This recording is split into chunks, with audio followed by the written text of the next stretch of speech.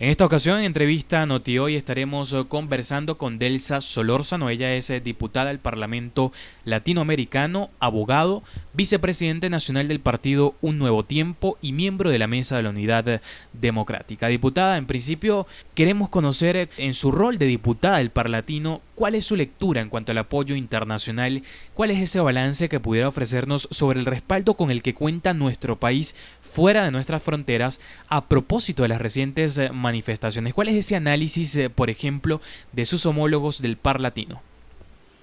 Fíjate, yo siempre distingo entre lo que es el país, lo que es el gobierno y lo que puede ser la opinión de un sector, ¿no? Pues el país, el pueblo de Venezuela es nuestro país, dividido en dos mitades, como tú quieras, pero en definitiva nuestro país es nuestro pueblo.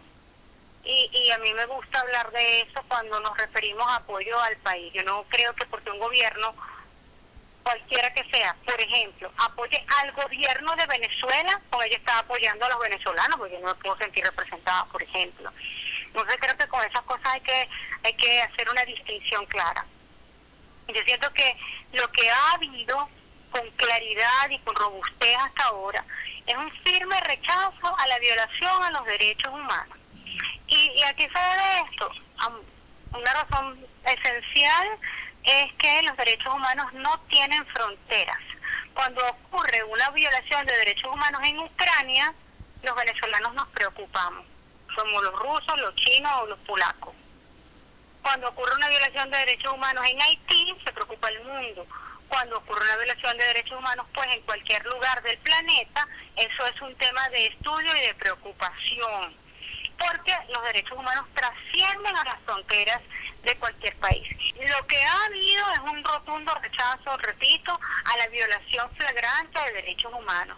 Ningún ciudadano del mundo que tenga vocación democrática puede respaldar una violación de derechos humanos. Y, evidentemente, los derechos humanos solamente los viola el Estado. Por eso ha habido tanto movimiento en el mundo, porque, te repito, la violación de derechos humanos es simplemente inadmisible, porque implica que todo el poder del Estado, y un Estado que está allí para proteger a sus nacionales, está siendo utilizada más bien para amedrentarlos, para perseguirlos, para encarcelarlos, para reprimirlos, pues, al final del día. Entonces, eso es la sensación internacional que nosotros hemos sentido en Venezuela y que por nuestra parte la hemos vivido en carne propia. Te puedo decir que la solidaridad de los hermanos latinoamericanos que se han expresado en sus parlamentos, que se han expresado a través de distintas vías, ha sido una cosa impresionante. Nosotros acabamos de vivir en el Parlamento Latinoamericano como, por ejemplo, la delegación mexicana ha expresado formalmente su rechazo a la situación de derechos humanos que ocurre en el país, han expresado su solidaridad. Ha ocurrido también con la gente de Costa Rica, que han emitido una declaración formal y por escrito ante el Parlamento Latinoamericano, donde expresan su rechazo a la violación de derechos humanos en nuestro país y expresan su respaldo a la condición de diputada de María Corina Machado. Eso lo presentaron por escrito en el Parlamento Latinoamericano, en la Junta Directiva. Hemos visto también como el hermano pueblo del Uruguay ha realizado un acuerdo de Cámara en igual sentido, aupado por los diputados al Parlatino que se encuentran en esa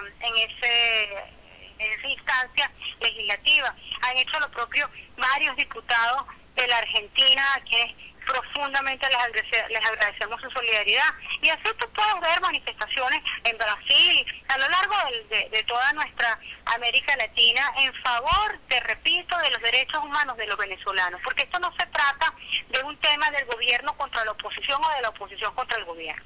Se trata simplemente de que hay un gobierno que ha estado violentando los derechos humanos de los ciudadanos y que indiscutiblemente eso genera reacciones en el mundo. Por ejemplo, el caso de Maciel Pacheco, una joven de 21 años que fue acusada públicamente por el mismo ministro Rodríguez Torres de terrorismo. Maciel Pacheco tiene además un bebé, un añito de nacido. ¿Qué opinión merece de su parte ese caso? Viene del oficialismo. Maciel encontró una bolsa con niple y la entregó confiada a la Policía Nacional Bolivariana. Esta joven mujer, esta joven madre, que además vive, imagínate tú esta terrorista, chica, sería la única terrorista en el planeta que vive de vender arepas en las afueras del Parque Miranda. Entonces hazme por favor, qué falta de respeto, qué abuso y qué estupidez es esa que comete el gobierno para pretender justificar un supuesto golpe de Estado que nada más se lo creen ellos. O sea, vamos a ser honestos aquí. Si ¿dónde están los presos? Pues, pero los de verdad. Además, es una cosa. Los golpes de Estado nada más los dan los militares, que volteen para los lados, porque yo no soy militar. Tienen, por cierto, un militar activo en la Asamblea Nacional. Esta señora, esta dama de 21 años, le merece estar con su hijo, con su bebecito de un año. Merece que el gobierno nacional honre la creencia que ella tenía en ellos. Ella sintió que estaba cumpliendo con su deber ciudadano, así como dos profesionales de la salud, hoy felizmente en libertad en el Estado de Bolívar, que cometieron el delito de tener porte ilícito de agua, de jugo de naranja, de cachito y de pastelito, porque por eso las metieron presa, porque habían comprado unas comidas para llevarlo a las afueras del Palacio de la Injusticia, allá en Bolívar, donde se estaba realizando la audiencia de presentación de una joven estudiante de medicina, y ahí hay una manifestación de chamos en las afueras de tribunales. ¿Qué hicieron estas jóvenes madres? Se organizaron y compraron comida para los muchachos. ¿De cuándo es pecado? ¿De cuándo es delito? La respuesta es de que tienes un gobierno opresor que se niega a respetar los derechos humanos y que se niega a respetar una cosa que es bien importante, que es la solidaridad de los venezolanos, que es una cosa con la cual nosotros nacimos y que hasta esa parte más íntima de nuestra idiosincrasia nos quieren arrebatar. Ahora, este 14 de abril, Nicolás Maduro cumple un año de su gestión, que se ha visto accidentada por diversas realidades del acontecer nacional, una gestión con dificultades en materia económica, política. Hace par de horas él se manifestaba a través de la red social Twitter y expresaba, su agradecimiento por el apoyo a un año de ser electo. ¿Qué le puede decir hoy Delsa Solórzano al mandatario nacional luego de reconocer estos aspectos que han caracterizado su gobierno en una ola de protesta que aún se mantiene? Yo creo que hay muchas razones para manifestar. A lo mejor la primera combatiente no va al supermercado, es lo más seguro. Ella tendrá quien le lleve las bolsas de comida para su casa. Pero el resto de los ciudadanos de este país no somos así. No tienen que ir al mercado. ¿Sabes cuánto cuesta un kilo de queso blanco? Digo, tengo un chamito de 8 años que come arepa con queso blanco. Que un kilo de queso blanco cuesta 320 bolívares. Entonces, ¿tú me puedes explicar cómo no hay razones para protestar contra este gobierno? Porque el sueldo mínimo siguen siendo 3.200 bolívares. Siguen siendo 3.200 bolívares. ¿Cómo vive la gente? ¿Cómo vivimos en una Venezuela así? Toda la Cuarta República se quedó chiquita delante de lo que es esto. Entonces, ¿cómo me va a decir este gobierno que no hay razones para ampararnos en el artículo 68 del texto constitucional que nos garantiza el derecho a la manifestación y a la protesta pacífica? Esas cosas tienen a la gente manifestando en la calle, pero no lo van a tener. Ahora, la situación es tan grave, yo creo que fue que se asustaron con las cifras de Barbosa. Barbosa le sacó a Rafael Ramírez las cifras del Banco Central y con eso le desmontó el discurso de que este modelo estaba muy bien y que esto era una maravilla, porque hoy es 14 de abril, el gobierno tiene la obligación por ley de presentar las cifras de inflación y de los primeros 5 días de cada mes, los primeros 10 días de cada mes. ¿Qué pasó? Que hoy es 14 y todavía no tenemos las cifras. Así ya no alcanza. Es que se metieron claro, debe ser que como los centros comerciales están quebrados también, no consiguieron cosméticos en MAP para maquillar las cifras de inseguridad, de delincuencia y de escasez, de todo lo que tenían que publicar los primeros 10 días del mes. Así estamos aquí y así pretenden que que la gente no proteste.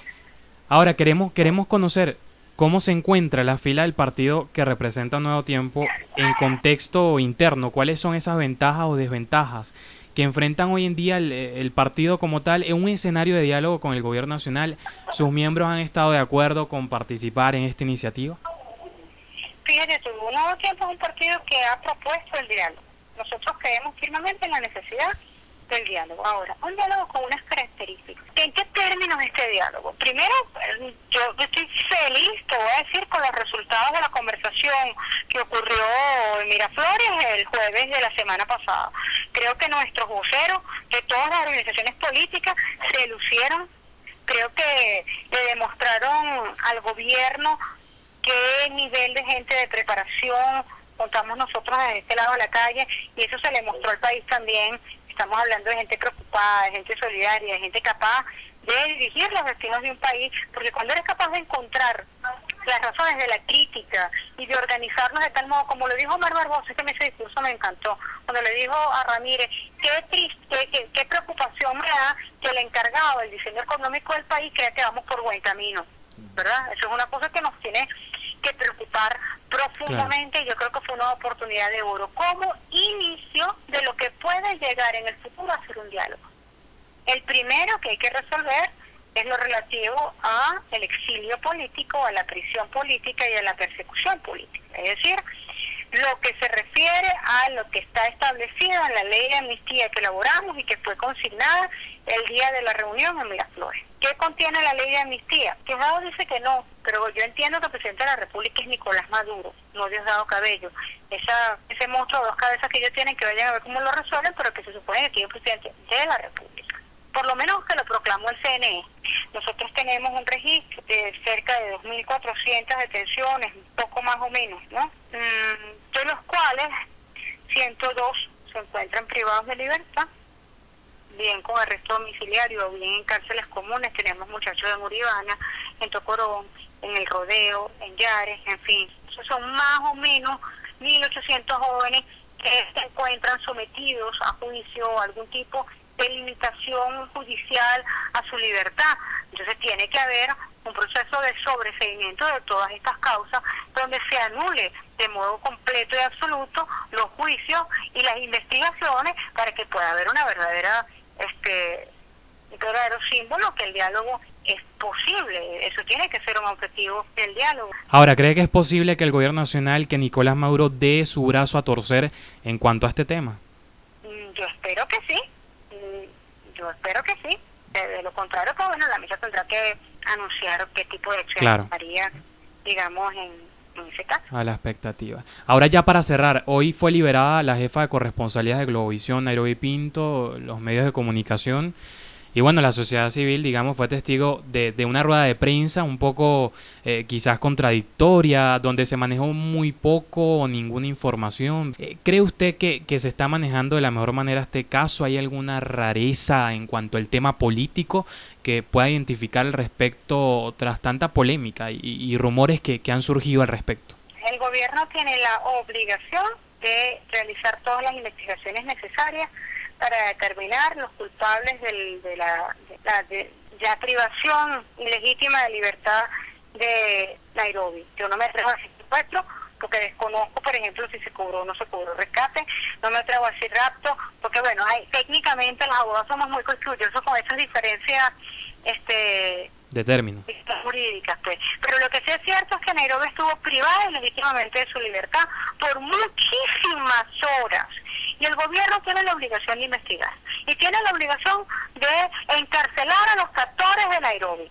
Se merece Nairobi que se haga justicia en su caso. En Venezuela hay, por cierto, el 99% de impunidad. Para serte exacto y que no diga la señora fiscal general de la República, estoy exagerando, 98.76%. Ese es el número exacto de impunidad que hay en nuestro país, según el último informe anual que la señora fiscal general de la República presentó ante la Fiscalía, ante la Asamblea Nacional. ¿Por qué? Porque menos del 2% de los casos que se denuncian llegan finalmente a juicio.